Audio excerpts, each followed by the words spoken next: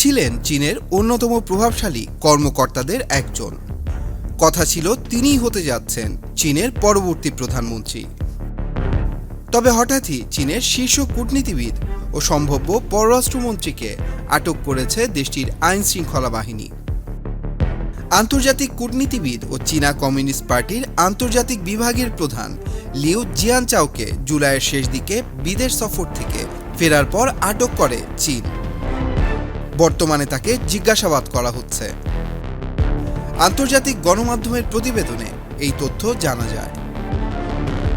61 বছর বয়সী লিউ এর আগে ব্রিটেনে চীনা মিশনের ফার্স্ট সেক্রেটারি, ফিলিপিন ও ইন্দোনেশিয়ার রাষ্ট্রদূত হিসেবে দায়িত্ব পালন করেছেন। 2022 সালের এই দায়িত্ব গ্রহণের পর থেকে তিনি 20টিরও বেশি দেশ সফর করেছেন। বিশ্বের বিভিন্ন রাজনৈতিক দলগুলোর সাথে চীনের কূটনৈতিক যোগাযোগ রক্ষা করতেন তিনি। ডাক সাইটে এই চীনা কূটনীতিবিদকে অনেকেই মনে করতেন দেশটির পরবর্তী পররাষ্ট্রমন্ত্রী।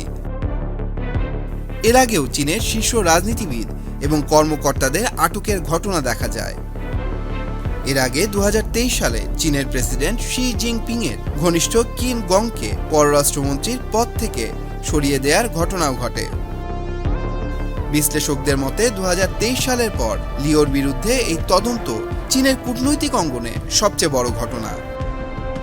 জুলাইয়ের শুরুতে যুক্তরাষ্ট্রের প্রতিরক্ষা প্রধানের বিরুদ্ধে সংঘর্ষ ও দ্বন্দ্বকে উস্কে দেওয়ার অভিযোগ আনেন লিউ। তিনি বলেন, চীনকে মোকাবেলায় মার্কিন মিত্রদের সামরিক শক্তি বৃদ্ধির আহ্বান একটি উস্কানিমূলক পদক্ষেপ। লিউয়ের সর্বশেষ প্রকাশ্য কার্যক্রম ছিল 19 জুলাই আলজেরিয়ায়। এর আগে তিনি আফ্রিকার কয়েকটি দেশ, সিঙ্গাপুর সহ বিভিন্ন স্থানে বৈঠক করেন। চীনের উত্তর পূর্ব প্রদেশ জিলিনে জন্মগ্রহণকারী লিউ জিয়ানচাও বেইজিং ফরেন স্টাডিজ বিশ্ববিদ্যালয় থেকে ইংরেজিতে স্নাতক ডিগ্রি অর্জন করেন এবং অক্সফোর্ড বিশ্ববিদ্যালয়ের আন্তর্জাতিক সম্পর্ক বিভাগে পড়াশোনা করেন। মুখপাত্র হিসেবে তিনি স্পষ্টবাদী এবং হাস্যরসাত্মক উত্তরের জন্য পরিচিত ছিলেন। চীনের স্বার্থ রক্ষায় তিনি একজন কঠোর সমর্থক হিসেবেও বিবেচিত হতেন। Tanmoy Mahmud, Channel I online.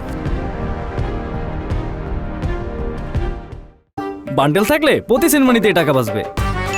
BKash send money bundle কিনে জিতুন প্রতি লেনদেনে।